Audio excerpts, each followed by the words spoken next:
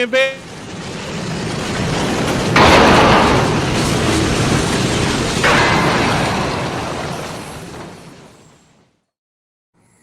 My apologies. I saw a 49ers reference in the chat. I'm sorry. I was going to make a great introduction. You had to play that. On the Invader Coffee guest line, here's Jay Spivey joining us from Winston-Salem, North Carolina. How are you, my friend? Should I be offended that y'all just showed a train wreck? Man. That was not in reference to y'all you. Y'all want to have me on as a guest this week. No, that was not in reference to you. That was in reference to our brother who, God bless him. He has his talking points. You want a train wreck? I'm going to give everyone on this panel, all right, what's a train wreck? In the chat, a dunk. Okay. I'm going to give y'all a gimme. As I look to my left, and I want Jay to lead off on this. 366 Sports listed their top 5 quarterbacks in the NFC. Now, I will warn everybody. Who's number 1? Wait a minute. I will warn everyone on this panel. Right. Brace yourself. Okay. Just tell me who number 1, and I can say if this is going to be. All right. What's the list, sir? At number 5, and now again, according to 366 Sports, and I know I'm going to get a laugh and a half from Jay Spivey. Mm-hmm. According to 366 Sports, the top 5 quarterbacks in the NFC. At number 5, you ready? Mm-hmm. Kyler Murray. Bitch, are you for real? At number 4, Playmaker left. Where'd you go, Playmaker? I mean, Call of Duty is real popular. At number 4, Matthew Stafford. Man. Okay. At number 3, it must be rough pickings in the NFC. Dude, I've just gotten started. At number 3, you ready for this one? Kirk 2 Chainz Cousins.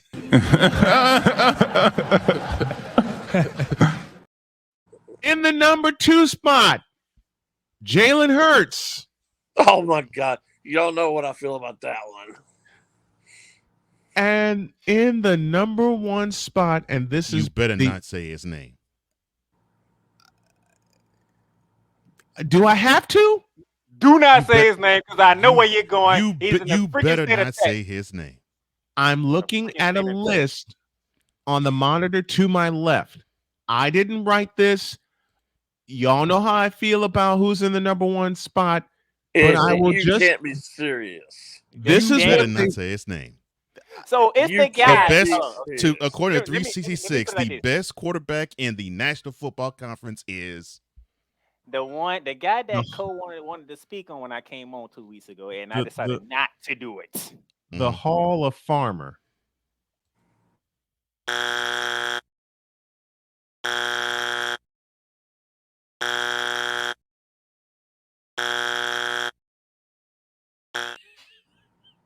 Are we going based off?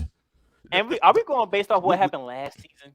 Yeah, I agree with you. Jay, please go first. Jay, because I got a lot to say. The floor, Jay Spivey, our dear brother, the floor is yours. No, I actually didn't hear it. Was it Justin Fields?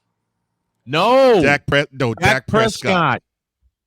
Oh my gosh. Dak Prescott, according to 366, is the best quarterback in the NFC. Hold on, let me do this right. 365 says 366. 366 says the best quarterbacks in the NFC going into this season are number 1, Dak Prescott, number 2, Jalen Hurts, number 3, Kirk Cousins, number 4, Matthew Stafford, and number 5, Kyler Murray. Cocaine is a hell of a drug.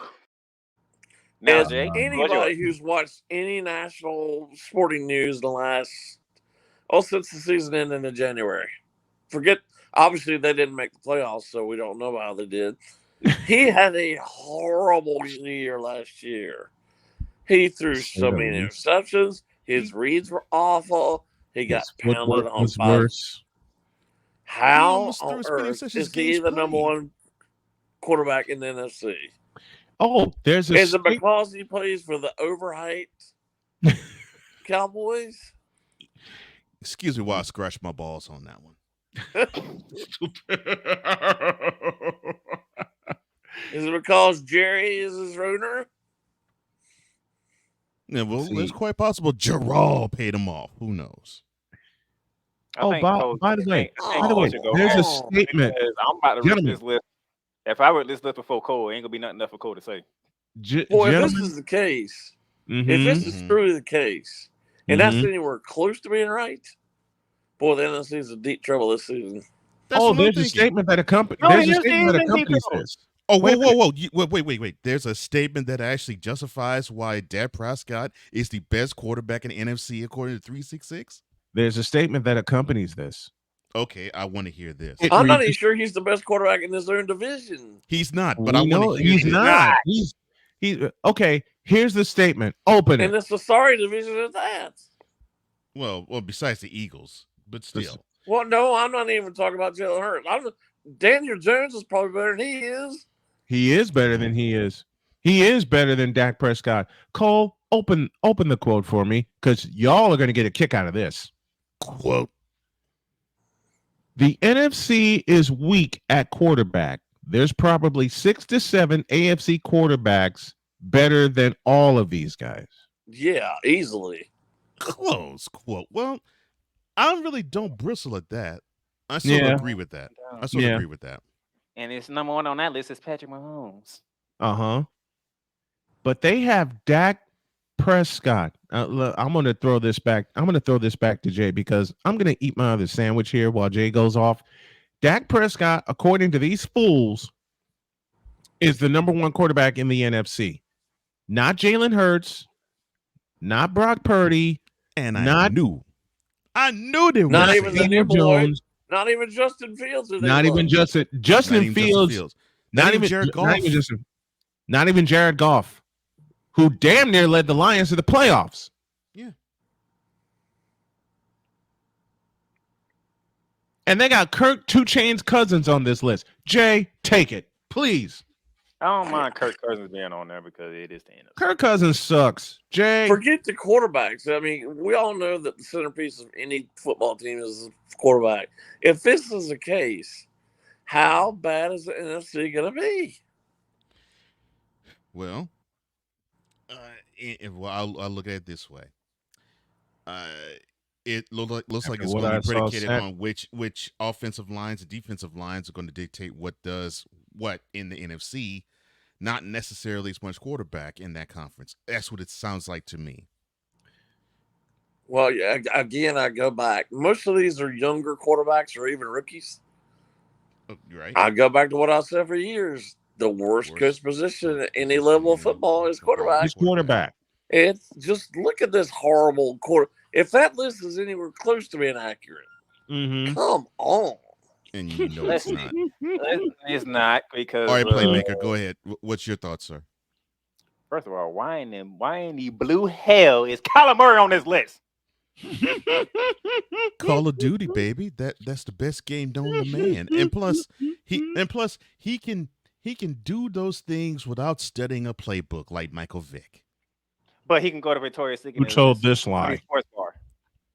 Well, he told that lie. Kyler himself told that lie.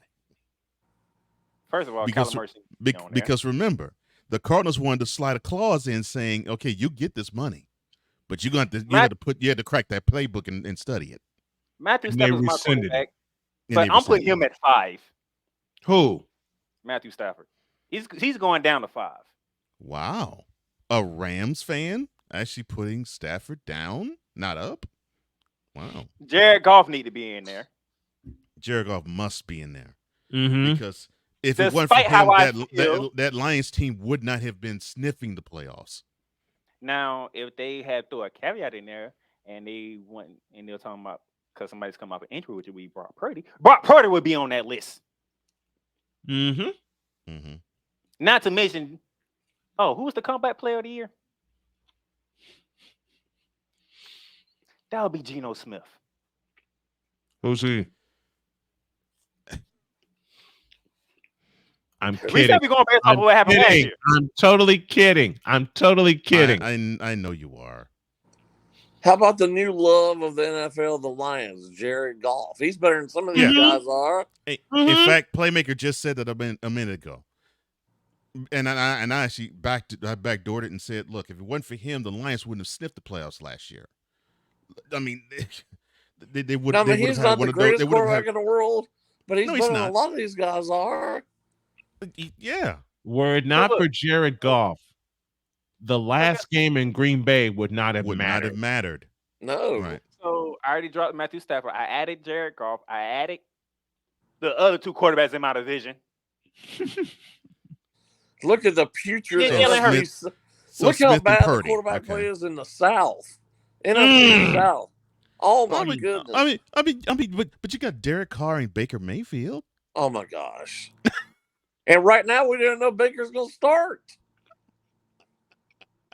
He should. You know it's bad when you have stories in major publications, and I work for one of those major publications that actually said, well, Baker Mayfield looked good in a preseason loss. Now Mr. Mayfield has fallen on hard times when he has to have those types of headlines for stories. Listen, you don't put a lot of stock in any preseason game, especially at quarterback. I don't care who's playing quarterback. It means absolutely nothing when a quarterback does in a preseason game. Well, I'm glad you said. Go ahead, sir. Can we go down where Jay is at? Because I was about to say, I'm glad you said that because that's exactly what I was going. That's exactly where I was going to go, Playmaker. That's exactly where I was going to go. Exactly what I wanted to ask you, sir.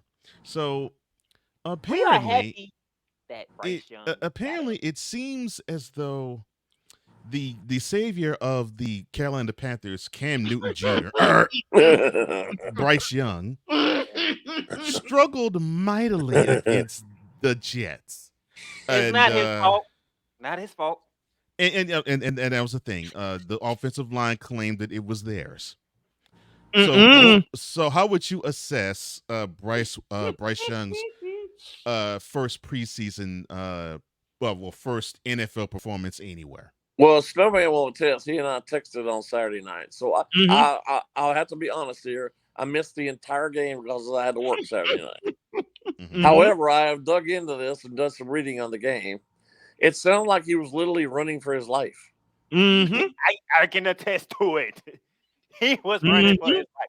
Mike Robinson at halftime was saying, I'm just happy Bryce Young got up. What does that tell you? Well, so how bad is this offensive line? Bryce Young got pulverized. How's that for an answer? He didn't have to face that much at Alabama. No, he didn't. No, because Alabama. He didn't have to face that. He didn't have to face that much at Bama. No, and he had elite lines in front of him. And by the way, this has nothing to do with football other than success. Apparently leads to opulence. If you guys ever get a chance, Google the house that Nick Saban has on the Florida beaches. Oh, Lord. It is one of the most immaculate houses you'll ever see. Okay, so let me see this Red Faces house. I believe it's Deerfield Beach. Oh, my Lord. So I guess those $10 million a year contracts are doing real well for him, huh? Do you think he paid a penny for that house? No. The program did.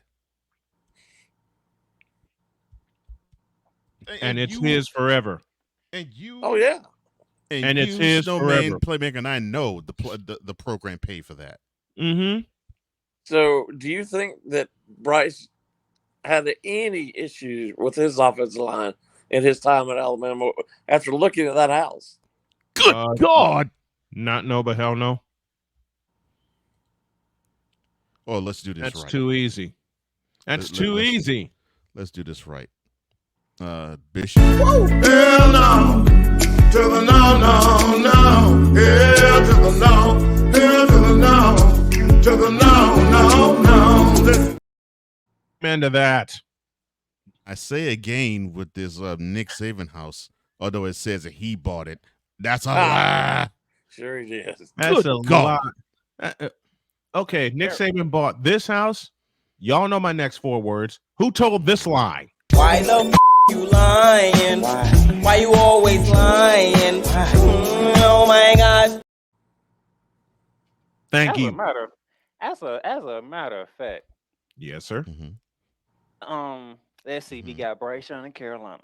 And let's bear in mind, guys, that's not even his real house. That's his vacation home. That's his vacation home, right? Yep. We got and he has another house, I believe, in Georgia, at a lake house. Mm-hmm. Yeah, he got a lake house in Georgia. He's been at that one. He's got a lake home in Tuscaloosa. Yeah, and I'm looking at that right now. Good grief. They didn't buy any of these. No. He didn't buy any of these. Do you think he paid for any of his cars? No. No, Booster probably paid for that. Boosters paid for this. I believe it was either 2 summers ago. I believe his daughter got married. You think they paid for that? No. Try again. Baby, you can have whatever one you want. It is on the University of Alabama's house. Mm-hmm. Put it on the credit card, Nick. Put it on the Alabama credit card. All the private jets you want, take it. And you're gonna get $10 million a year. And exactly. Football team. And he's worth every penny. You don't have to pay a dime. I agree. He's worth it. You don't have to pay a dime for any property or anything like that. And we're giving you $10 million a year. You can actually have a team get to prominence and have them stay there year after year for the last almost 15. Yeah, he's worth that. Well, let's face it. And I've heard him say this. Just with all the guys he has in the NFL, and it's an incredible amount of people. Yeah, the list. If they even donate a small percentage of their salaries to Alabama, look how much money they're bringing in. Yeah. Mm-hmm. Seriously. I mean, it's been that way. It's just grown exponentially, but it's been that way since Bear Bryant.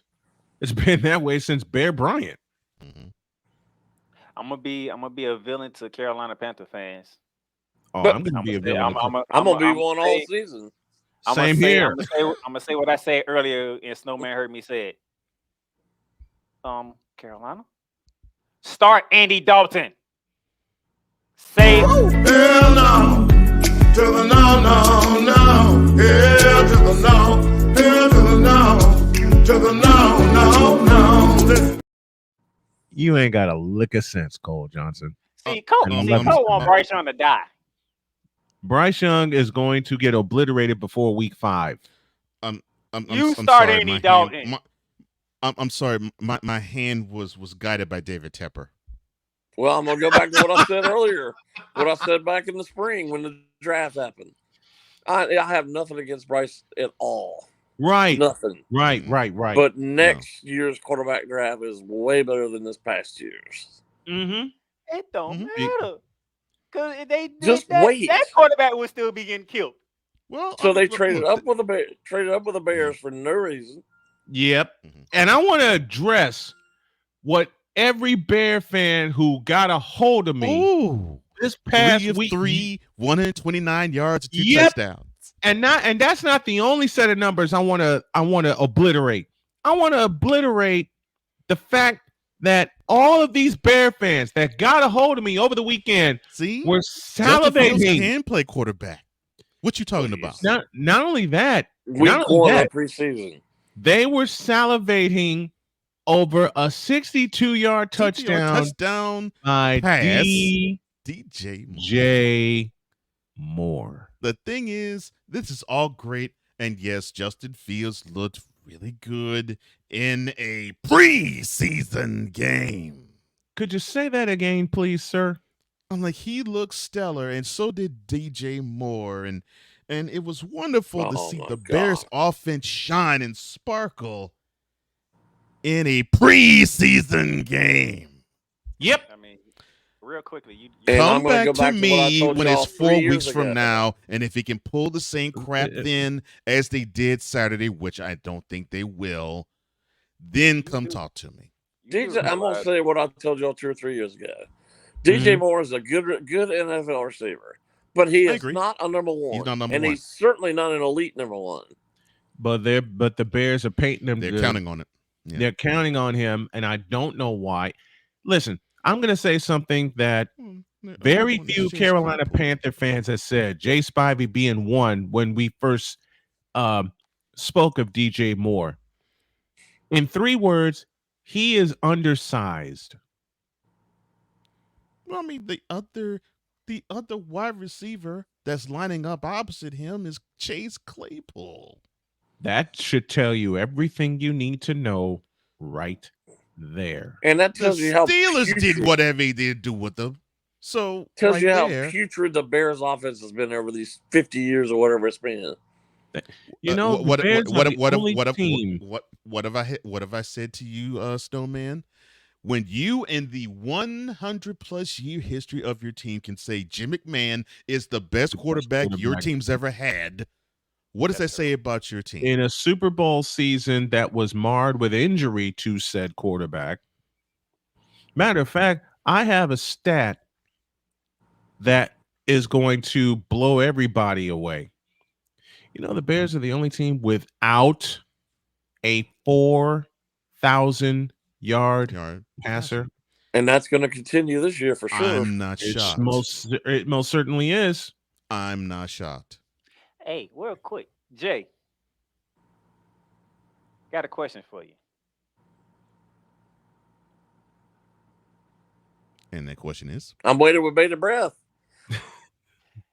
So I'll be previewing the ACC Wednesday on my college football podcast. Uh-oh. What is going on with the ACC right now? Well, the way y'all introduced me a while ago, we're heading that way. Oh, you mean?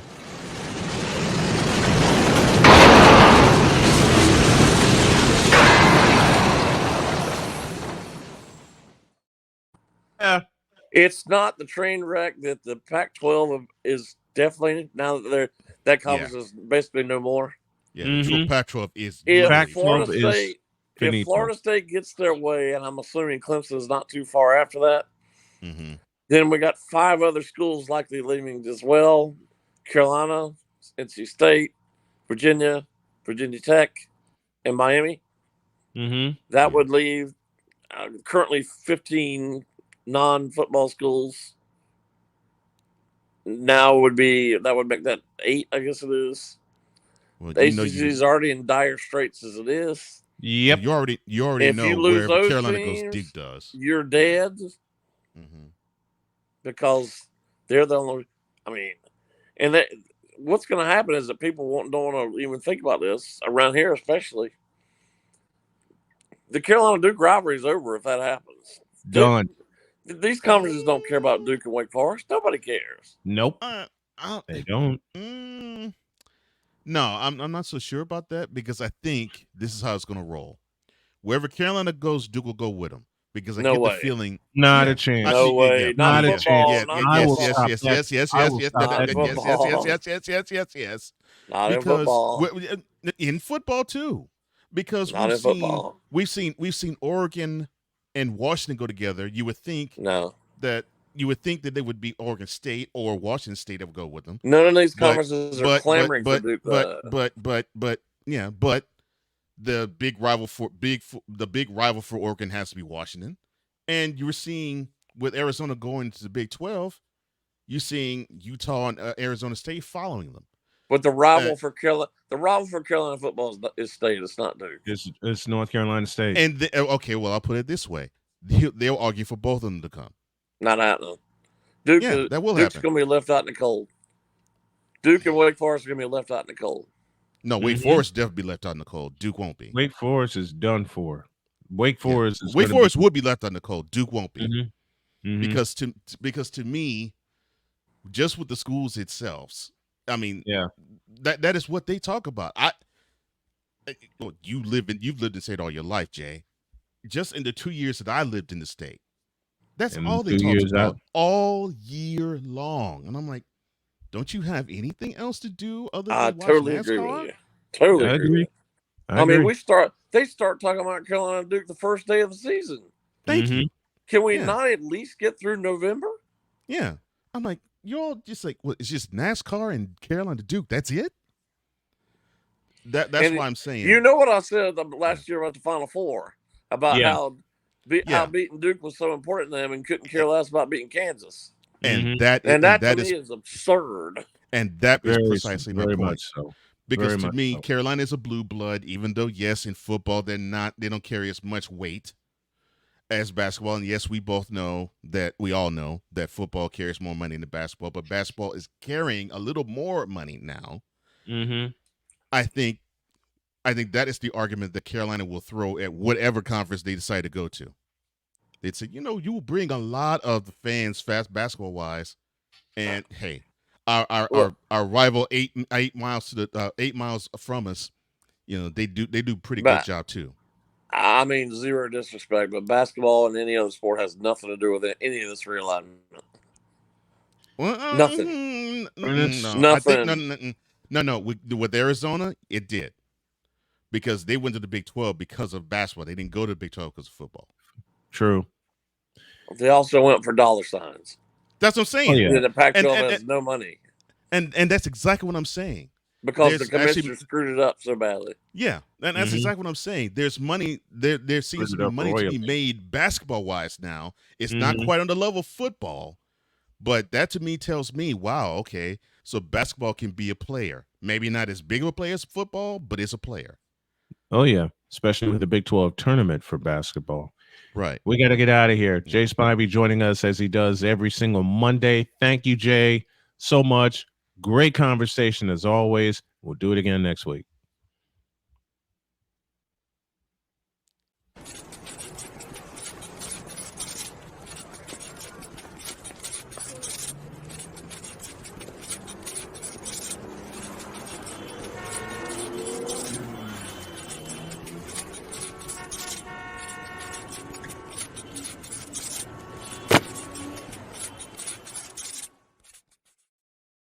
We're out of time for the Playmaker and for Cole Johnson. Have a great day. God bless. Remember to make your next move your best move. And always remember, if your dreams don't scare you, then they're simply not big enough. Dream big, do bigger. Mission Vegas is on with football back. We'll see you tomorrow. See ya.